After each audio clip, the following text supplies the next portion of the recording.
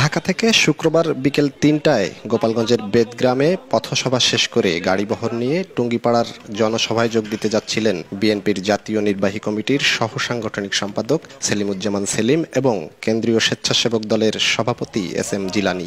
ঘোনাপাড়া এলাকায় পৌঁছালে আওয়ামী লীগ ও সহযোগী সংগঠনের কিছু নেতাকর্মী তাদের গাড়ির গতিরোধ করে ভাঙচুর করে বেশ কয়েকটি গাড়ি। এ সময় বিএনপির নেতাকর্মীরা লাঠিসোঁটা নিয়ে আওয়ামী লীগ নেতাকর্মীদের ধাওয়া দিলে পিছু হটে তারা। ঘটনার ছবি তুলতে গিয়ে মারপিটের শিকার হন সময় টেলিভিশনের চিত্র সাংবাদিক HM মানিক।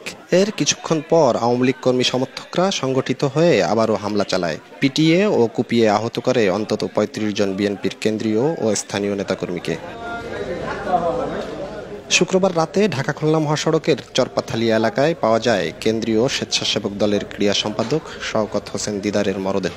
এখনও অনেক নেতাকর্মী নিখোঁজ রয়েছে বলে জানান বিএনপি নেতারা। ঘোনাপাড়ায় গেলে আওয়ামী সন্ত্রাসীরা ১৫ নম্বর ওয়ার্ড কাউন্সিলর আমিন এবং গোবরা ইউনিয়ন পরিষদের সাবেক চেয়ারম্যান কদরের নেতৃত্বে অতর্কিতভাবে হামলা করে আমাদের 10টি প্রথমে যে বহরে যে গাড়িগুলো ছিল তা গাড়িগুলো ভাঙচুর করে। আওয়ামী লীগের স্থানীয় নেতা, আওয়ামী লীগের স্থানীয় কমিশনার, যেটা আমি শুনেছি, তাদের নেতৃত্বে এই জায়গাতে হামলাটা করে।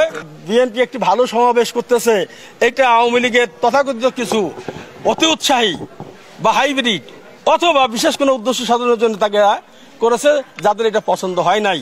বিষয়টি নিয়ে তাৎক্ষণিক কথা বলেনি পুলিশ। স্যারকে ফোন দিয়ে জিজ্ঞেস করেন উকিম স্যার গেছিল, ওনারা তো আমাদের সাথে একসাথে ছিল। ওনারাই বলবে, ওনাদেরই বলতে হবে, তারপরে আমি কথা বললে আমার স্যার সাথে কথা বলে বলতে হবে।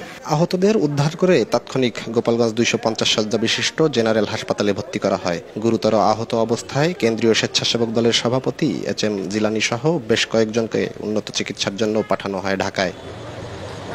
জয়ন্ত শিরালী, সময় সংবাদ, গোপালগঞ্জ।